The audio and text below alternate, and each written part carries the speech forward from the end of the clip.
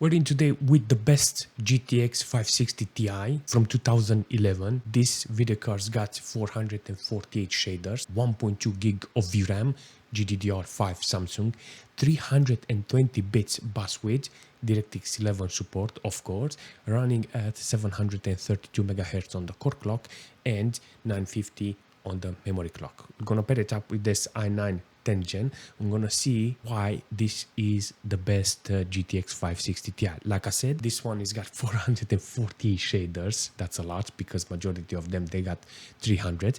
1.2 gig of VRAM. Majority of them they got 1 gig of VRAM, 256 bits bus width, but this one has 320. But the only thing this video card doesn't have is the original cooler, because this video card is got an aftermarket gelid cooler and the fans broke down, and I had to put something that I made for an RTX 3070 when the fan broke down, and now I borrow it and put it here because I need a cooler. And yeah, it sounds nasty.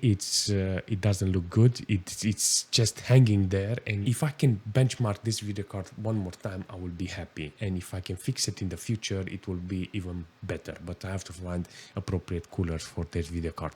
Nevertheless, let's jump into some games and see how this video card is working. All right, let's start with Fortnite. I think this game can show us the true potential of the video card. So we're gonna jump in with low details on 1080p with performance mode and see how this game is running with this video card. I got like 90% load on the core, 1.2 gig of VRAM. Yeah, it's using that VRAM, so the video card it's actually pushing, instead of what we had that on average on the last video card, like 100, 150. Look at that, 200. So that VRAM is helping, and it's utilizing the core properly. If you can find a 448 GTX 560 Ti, this is the best video card if I'm not mistaken. But do remember the cooler. Yes, like I said, this is an aftermarket cooler from Gelid, and I managed to put multiple fire. It looks so horrible, but look at this, on maximum load, 56 degrees. I like it. I like this benchmark, seriously. Kind of interesting performance from this video card, I'm not gonna lie. It's cool to see the performance overall with this video card, because it just shows you how important it is to have enough VRAM for this video card. The core is doing the job. In some situation you can actually see that it's under 90%. Now in this case it's like 75, and lower VRAM utilization. It's good overall, and I like the performance, and there's nothing you can I shall say complain about the video card, because it's doing a fantastic job. The core clock is maximum, memory clock is maximum, everything is just good with this video card on average. I got like 130, 140 average on the FPS with 25 minimals, and yeah, 83 on 1%. Good. Not bad, not the worst FPS I've seen, but he's doing a fantastic job, seriously. Let's see how Farlight is working with this video card on low details. I think this is low details, but the render scale is 100%.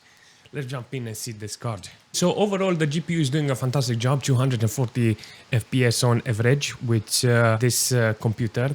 This video card, seriously, the 140 on 1%. This is the right GPU for this game, seriously. Look at this. 0 RPM on the fan. Like I said, I'm using an external one, and only 1 gig of VRAM utilized in this situation.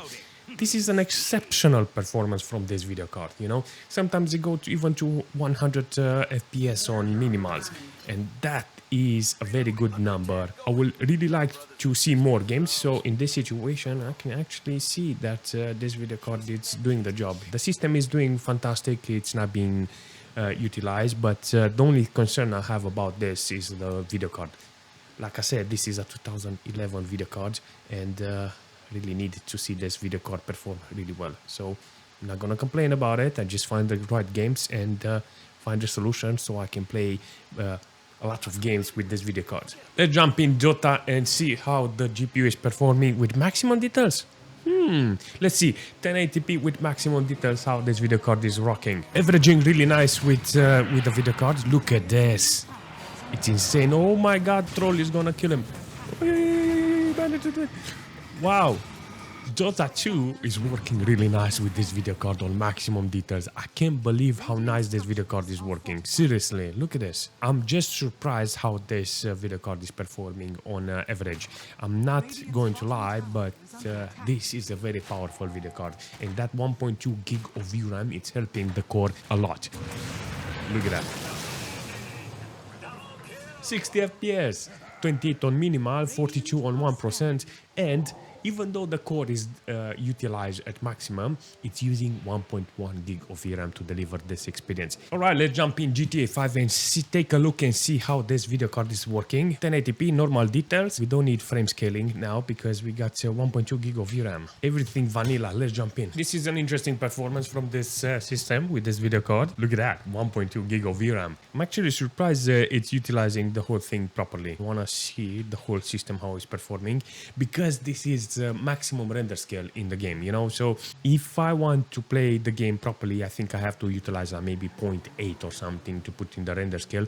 But it looks very sharp and it looks very good, and everything about this video card, it just screams performance, because on the paper it's a fantastic video card, you know. Comparing it to the other 560s, I think this video card is the best. You know, I think it can go nearly to a 660 or something. I'm not joking. It looks and it runs really nice, you know. I mean, if he had 1.5 gig of VRAM, I think this video card would have been a 660 or something similar. Do I like the video card? Yes. Do I want to play like this? Maybe, because the frames, you know, the average in this game, it's kind of good, 60-70 FPS on average, with 54 on minimals and 57 on 1%. Those are really good numbers for a video card that is from 2011. Battlefield 3, yes, let's take a look and see how... No, don't suicide. Let's take a look and see what graphics we have. Low details, I want this 1080p. I want to see how the GPU is running on maximum FPS. I want to see if this GPU can bottleneck something, the core or the VRAM. Apparently the core is more interesting in this situation. So the VRAM is not fully utilized, and in this situation it will be ideal to lock it to the monitor frequency in order to distress the core. VRAM is not that loaded. It still has 200 megabytes of VRAM to load, but I'll keep it like this. I like how it's working in this situation. That's the one.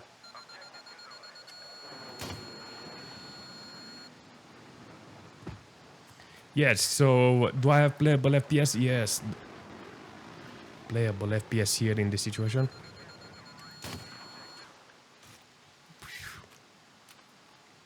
Come on, come on. Kill the enemy. Yes, I managed to take down a jet. How about Minecraft? Let's see how the GPU is holding Minecraft, which I think it's maximum details. Yes, everything is on maximum, with maximum FPS. Let's see. If you have a lot of texture to load and you max it out like this, I'm 100% sure the video card can handle it. But we have a lot of power in the core. We have a 1.2 gig of VRAM available for this video card, and you can actually see it's doing a nice average. In some situation it's dropping below playable FPS on minimals and 1%, but the average is good, 120 above 100 FPS. And I think the only thing is left here is to adjust the render distance, and I'm 100% this video card will deliver the FPS. I just put it on maximum, and yeah, to show you how the video card is holding. I think low as a preset. Billionaire, performance, balance. No, we want performance. From a low details profile, I put everything on performance, on 1080p, and I think this is gonna be really nice. Apparently the average is good on this video card, but the minimals is not. It's kind of horrible to see this video card running like this, 11 on minimals and 14 on 1%. The average is good, but it's lacking core power in the, apparently with this game. It's 2011 video card. Maybe with the old Counter-Strike is okay.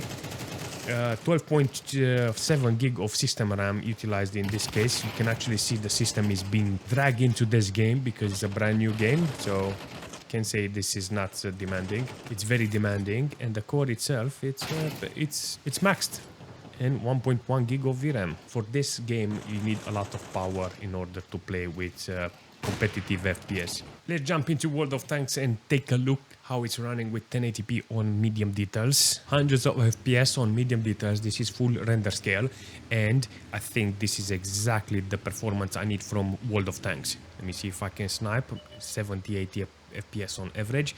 31 minimals. That's good. That's a good number considering the previous GTX that I had problems and I have to put render scale on 80%. Here, you notice I don't need it because it's using the maximum VRAM. I think it needs 1.5 or something like that, 1.4.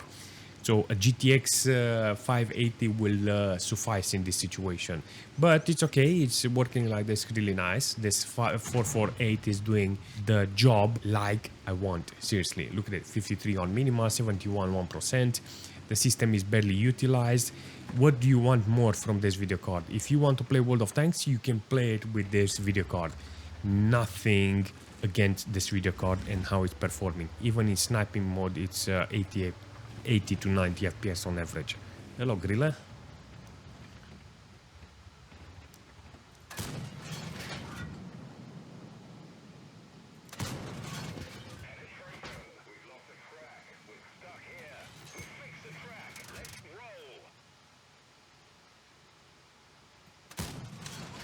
Yo, in the blind.